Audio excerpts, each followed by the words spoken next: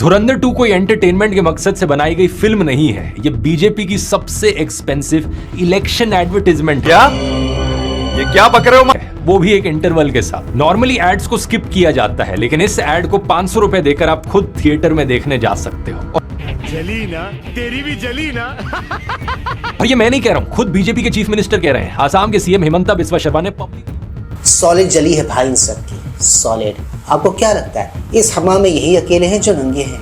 जी नहीं, इनका पूरा का पूरा इकोसिस्टम दहाड़े मार मार के रो रहा है, दहाड़े मार मार के प्रलाप कर रहा है। ये देखो उसका एक सबूत। ईमानदारी की सख्त कमी है। मुझे प्रॉब्लम ऐसी फिल्मों से है जो बेईमानी और नफरत फैलाती हैं। आपकी फिल्म एक बेईमान फिल्म है, जिनके बारे में प्रसिद्ध था कि वो बाहुबली हैं, बदमाश हैं, लेकिन क्या वो आतंकवादी भी थे, या पिक्चर की आड़ में किसी बड़े सियासी एजेंडे खुश करने की कोशिश? Someone better versed in the finer details of international humanitarian law may be able to comment on the ethics of the very basis of this origin story, because the film does not. मैं अभी 4 घंटे तक अफीम खा के आई। जी हाँ, हिंसा की अफीम, नफरत की। कभी कभी इनकी बातों को सुनकर मन में एक ख्याल आता है, ये लोग भारतीय ही है ना, या फिर भारत के पासपोर्ट पर पाकिस्तानी। चलो ये सब तो यहाँ पर आकर थम गए, बट राठी भाई तो इनसे भी एक कदम आगे बढ़ गए, इनसे भी एक स्टेप आगे बढ़ गए झूठ बोलने के मामले में। ये देखो कैसे सीना तान के झूठ बोल रहा है। इनके शुरू में ही एक सीन है जहां पाकिस्तान में एक सिख आदमी को फेक ब्लास्फेमी चार्जेस पर जिंदा जला दिया जाता है। मॉब जो वहां मौजूद है वो सर तन से जुदा के नारे लगा रहा होता है। पॉइंट ये नहीं है कि पाकिस्तान में असल में ऐसी घटनाएं होती हैं या नहीं। पॉइंट ये नहीं है कि पाकिस्तान में असल में ऐसी घटनाएं होती हैं या नहीं।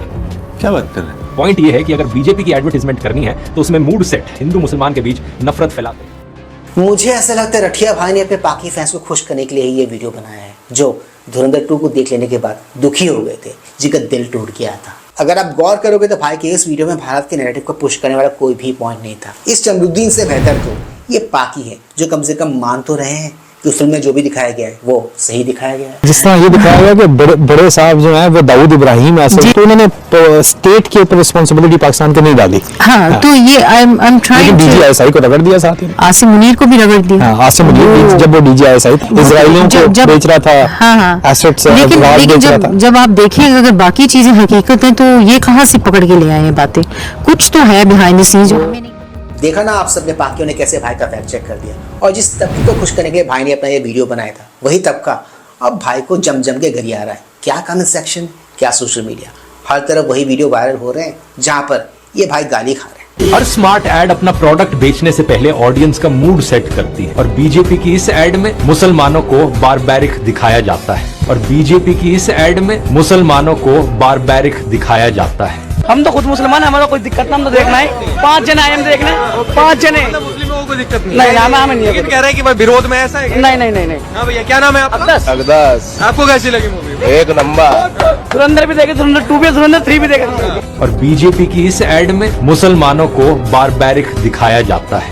मेरा नाम मुस्तफा अहमद है, आप जानती हैं, ठीक है ना। आदित्य जी को मेरे साथ काम करने की क्या जरूरत है? फिर अगर वो एक प्रोपेगेंडा की तरफ जा रहे हैं तो वो फिर किसी महेश या मुकेश नाम के इंसान को लेंगे। इतना कोई किसी के लिए क्यों करेगा अगर किसी का कुछ ऐसा एजेंडा हो। और बीजेपी की इस एड में मुसलमानों को बारबैरिक दिखाया जाता है। Please like, share, subscribe and हाई बाय यूट्यूब चैनल, ताकि हम ऐसे कंटेंट्स बनाते रहें और हमारा ये कंटेंट ज्यादा से ज्यादा लोगों तक पहुंचे। तो दोस्तों ज्यादा वक्त गवाते हुए let's go back to the topic then. देखो दोस्तों, धुरंधर 2 को किसी भी नेगेटिविटी से कोई भी फर्क नहीं पड़ता। जनता अच्छे से जानती है उन्हें क्या चाहिए। जनता इसे भर भर के प्यार दे रही है, इसका कलेक्शन ही इसका सबूत है। और रही उन लोगों की बात जिनको इस फिल्म से दिक्कत है, तो ये वही लोग है दोस्तों। ये एक छोटा सा सेगमेंट है, छोटा सा तबका है, माइनॉरिटी से भी नीचे वाला माइनॉरिटी है, तो इनको आप इग्नोर कर सकते हो। मैं तो इग्नोर ही कर रहा हूँ। इस बकलोल की आपने सो फार बहुत सारी बकलोलियाँ सुनी, चलिए इसके इसी बकलोली का एक एक्सटेंडेड वर्जन भी देख लेते हैं। आपको क्लियर और फेयर आइडिया हो जाएगा कि भाई के दिमाग में चल क्या रहा है। पिछली बार जब मैंने धुरंधर फिल्म पर वीडियो बनाया था, तब मैंने कहा था कि इस फिल्म के डायरेक्टर आदित्य धर बीजेपी के चाटुकार हैं। आज मैं इस चीज के लिए माफी मांगना चाहूंगा। मुझे नहीं लगता दोस्तों कि ये बीजेपी के चाटुकार हैं। अब मुझे लगता है कि ये महाचाटुकार हैं। इस लेवल के चाटुकार हैं कि नॉर्थ कोरिया का डिक्टेटर किम जोंग उन भी जेलस फील करेगा इन्हें देखकर। बोलने दे, तकलीफ हुआ है बेचारे को, बोल। सोचेगा काश मुझे भी आदित्य धर जैसा कोई मिल जाता। धुरंधर 2 कोई एंटरटेनमेंट के मकसद से बनाई गई फिल्म नहीं है। ये बीजेपी की सबसे एक्सपेंसिव इलेक्शन एडवर्टाइजमेंट। क्या ये क्या बक रहे हो? वो भी एक इंटरवल के साथ। नॉर्मली एड्स को स्किप किया जाता है, लेकिन इस एड को 500 रुपए देकर आप खुद थिएटर में देखने जा सकते हो। जली ना तेरी भी जली ना। और ये मैं नहीं कह रहा हूं, खुद बीजेपी के चीफ मिनिस्टर कह रहे हैं। आसाम के सीएम हिमंता बिस्वा शर्मा ने पब्लिकली बोला जो लोग धुरंधर देखने जा रहे हैं वो बीजेपी को वोट करें। तो सुन लिया आपने इन भाई की बकैतियां। अब इनके भाई की बकैती को सुन लेने के बाद इन्हीं के इकोसिस्टम की एक महिला को भी आपको सुनना चाहिए।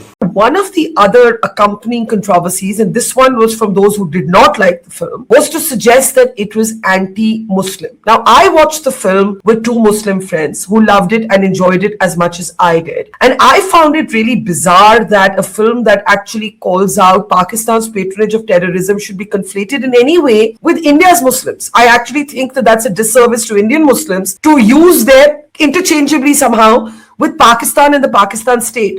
But I wondered what you thought of this one criticism that's come from not too many people, but certainly from a very vocal minority. I'm absolutely, in a way, very disappointed because it's such an easy thing to do. To equate our own people with the film, which is not showing Pakistanis. They are showing a segment of particularly Karachi, Lahori and the gangland wars. By the way इन्होंने यहाँ पर जो कुछ भी कहा है इन्होंने धुरंधर part 1 के टाइम पे कही थी, जो मुझे ऐसा लगता है धुरंधर पार्ट 2 के टाइम पे भी रेलेवेंट है।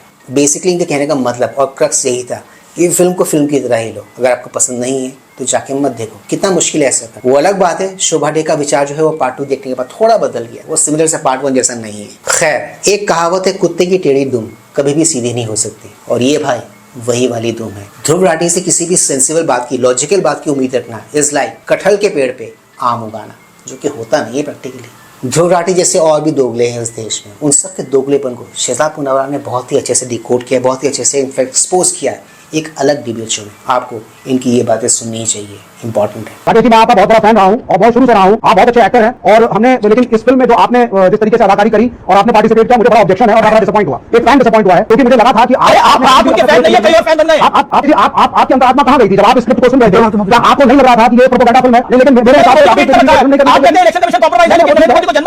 देखिए, उनका भी ग्राफ डाउन पे जा रहा है। जिस विश्वास के साथ वो आए थे वो विश्वास जनता का नहीं है। विवेक श्रीवास्तव जी का कॉन्फिडेंस देखिए, मतलब कि अब वो केवल केरलम में और जेएनयू के कैंटीन में सीमित है, त्रिपुरा गया, बंगाल गया, सब जगह से जीरो हो चुके हैं। वो दूसरों को बोल रहे हैं कि मोदी जी का ग्राफ कम हो रहा है, तो इनका ग्राफ कम हो रहा है। दूसरी बात मैं सिर्फ विवेक जी से इतना पूछ रहा हूं, विवेक जी, नया दौर फिल्म प्रोपेगेंडा फिल्म थी या वो सही फिल्म थी? उस समय के कालखंड को डिपिक्ट करना, जीरो डार्क बनी, शिंडलर्स लिस्ट बनी, कोई मूवी बनती है उस समय के कालखंड को डिपिक्ट करती है, उसमें थोड़ा क्रिएटिव लिबर्टी हर फिल्म में कर लेता है। तो आज आप बोल रहे हैं प्रोपेगेंडा, तो मैं प्रोपेगेंडा है क्या? पाकिस्तान का आतंकवाद दिखाना प्रोपेगेंडा आपके लिए? पाकिस्तान के बैकलाइट में दिखाना प्रोपेगेंडा आपके लिए? या एजेंसी को गुमराह करना प्रोपेगेंडा? ये भाई यहाँ पर सुना तो विवेक श्रीवास्तव को रहे थे, बट विवेक श्रीवास्तव के बहाने ये हर उस शख्स को लपेट रहे थे, हर उस प्राणी को लपेट रहे थे जो इस फिल्म को लेके नेगेटिविटी फैलाने में लगा हुआ है। रही इस फिल्म की बात तो यह आप बहुत ही अच्छे से जानते हो कि अपने पहले 7 दिन के रिलीज के बाद इस फिल्म ने 1000+ करोड़ का बिजनेस कर लिया था, और ऐसा माना जा रहा है मोमेंटम अगर ऐसा ही रहा, मोमेंटम अगर यही बना रहा तो इस वीकेंड में धमाका होने की उम्मीद है। ये शायद धुरंधर 1 के लाइफ टाइम को इसी वीकेंड पे क्रॉस कर जाए। तो दोस्तों, आज के इस मजेदार वीडियो में सिर्फ इतना ही। मैं मिलूंगा आप सबके साथ अपने अगले वीडियो में। And yes, do not forget to like, share, subscribe YouTube channel. इससे हमें शक्ति मिलती है, इससे हमें ताकत मिलती है और इससे हमें मोटिवेशन मिलती है। कीप स्माइलिंग दोस्तों।